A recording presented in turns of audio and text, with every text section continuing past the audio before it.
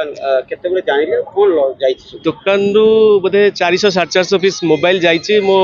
दुकान ले आईफोन थिला सैमसंग थिला Vivo Oppo Realme रो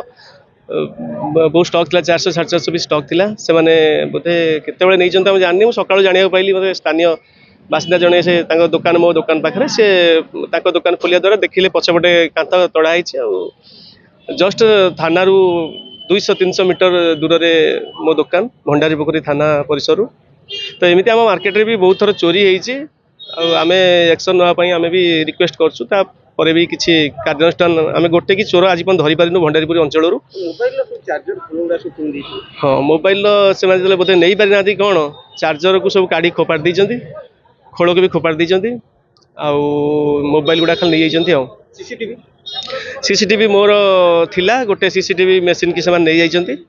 आउ गोटे मोर थिला गोटे हिडन ले मु रखिथिली टिके सेही मशीन टा अछि जेहेतु मु आशा करूची सेही तारि माध्यम रे आ हमर एबे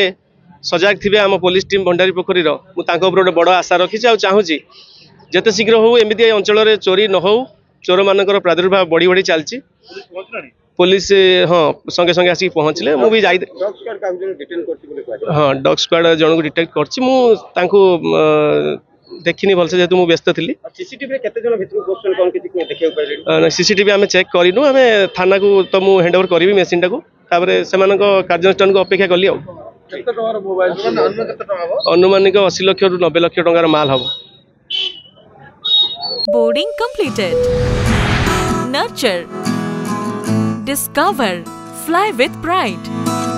TSG Gurukul the ultimate home for your child